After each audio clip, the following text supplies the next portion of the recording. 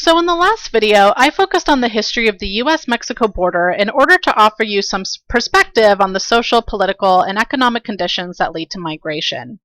In this next video, I want to explore the discourse surrounding immigration, how it influences the experience of undocumented migrants once they arrive to the US, and what this all has to do with intercultural communication. In June of 2015, Donald Trump spoke on immigration during his presidential bid for the 2016 elections. During this speech, he said the following about immigrants from Mexico. When Mexico sends its people, they're not sending their best. They're not sending you. They're sending people that have lots of problems, and they're bringing those problems with us. They're bringing drugs, they're bringing crime, they're rapists, and some, I assume, are good people. As you can see, some of the things he says about Mexican immigrants are very inflammatory. However, this view of Mexican people really isn't all that uncommon, particularly among anti-immigrant groups.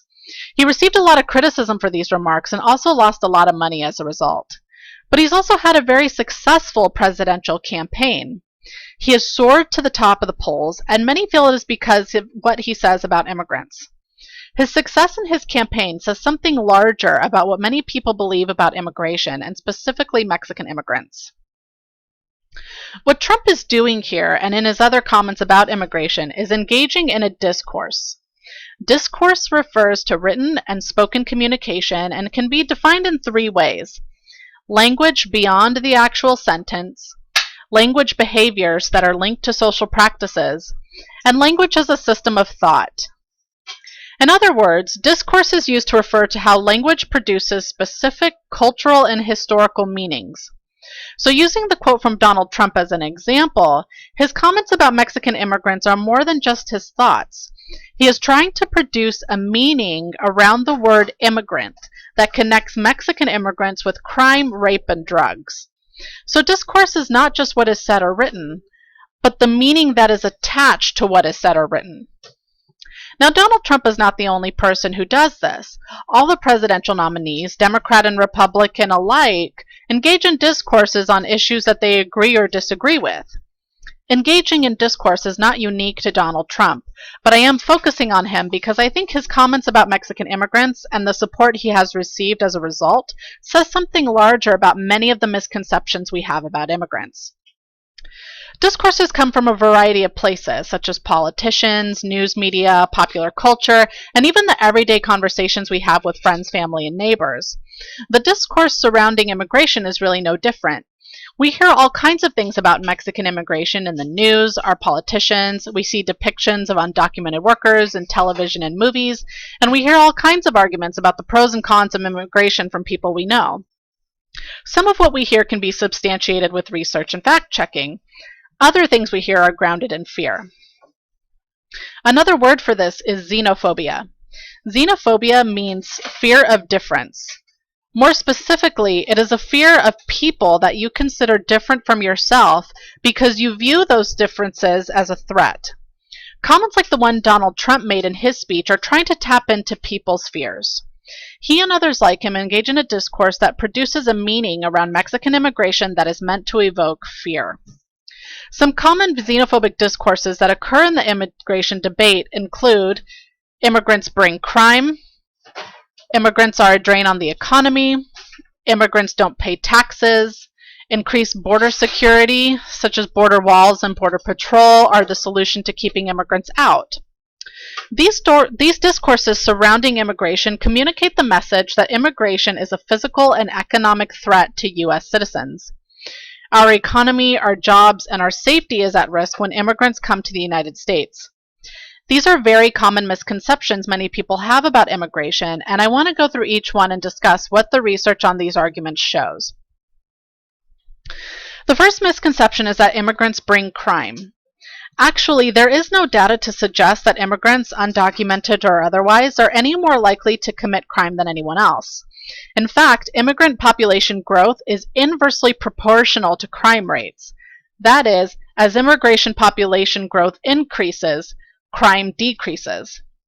The conservative group America's Majority Foundation actually found that in the years 1999 to 2006, crime rates were lowest in the states with the highest immigrant population growth. The second misconception I want to address is that immigrants are a drain on the economy. Immigrants fill jobs in key sectors, start their own businesses, and actually contribute to the economy. As globalization took off and lots of factory work went overseas, the US transitioned to a service and information economy, and high-paying jobs required a college education. A lot of the jobs that undocumented workers fill are jobs that people with legal documentation to work don't want to do. The net benefit of migration to the US is approximately $10 billion annually, and 70% of immigrants arrive to the US during their prime working age. This means that we do not spend anything to educate them, and as workers, they will contribute $500 billion towards our Social Security over the next 20 years. The third misconception that I want to address is that immigrants don't pay taxes. In fact, immigrants pay sales, income, and property taxes. This includes undocumented immigrants. In 2010, undocumented immigrants paid an estimated $10.6 billion in taxes. Undocumented immigrants pay income taxes, often having it deducted automatically from their paychecks, even though they can't benefit from most federal and state assistance programs. All migrants, including the undocumented, also pay sales tax. Finally, there's the belief that building a wall between the US and Mexico and increasing spending on border enforcement through Border Patrol agents, motion detection equipment, and other forms of surveillance will help curb immigration and keep Mexican people out of the United States. First, typically, when we criminalize something, we do not stop it from happening. We drive it underground. As you learned in the last video, people migrate from Mexico because our trade policies decimated Mexico's economy. People are leaving Mexico because they have no choice. Building a wall does not stop people from doing what they have to do. Instead, they end up traveling on foot through the most dangerous parts of the desert, or they pay someone called a coyote to help them move across the border. So not only does the wall not deter immigration, but it actually puts migrants in great physical danger. And second, like I said in the last video, walls don't reflect the social realities of people living along the border, nor do they reflect Mexico's history with the border. The wall communicates that Mexican people are an other, when in reality, Mexican people have lived in these states far longer than we have. To build a 2,000-mile wall communicates that an entire group of people doesn't belong here, even though they have always been here. So what does any of this have to do with intercultural communication? Well, on the first day of class, we talked about intercultural praxis and the different ports of entry into intercultural communication. I want to review two ports of entry that I think are particularly relevant to this discussion: framing and position. Framing means being aware of the frame of reference that you use in your life and being able to examine a situation from micro and macro level perspectives. In essence, framing is a way for you to know what your biases are and how they present themselves in your life and in your conversations with others. Not having an adequate understanding of the factors that make it necessary to migrate and not having an adequate understanding of their experiences once they arrive and what they contribute to our economy is going to influence a person's frame of reference in communicating with migrants.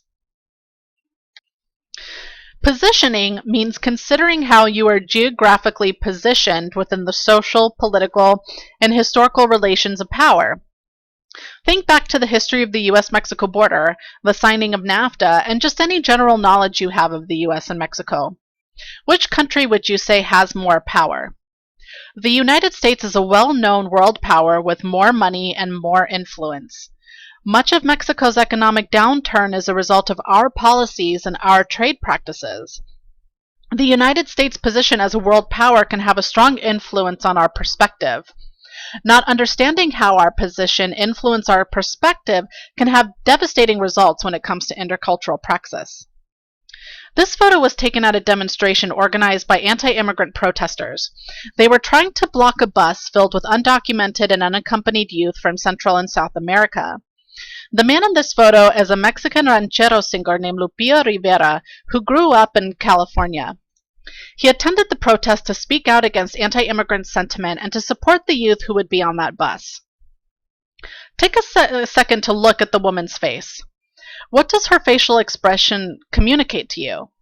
Anger, perhaps? These are the kinds of interactions we see when people are not aware of their positions and frames.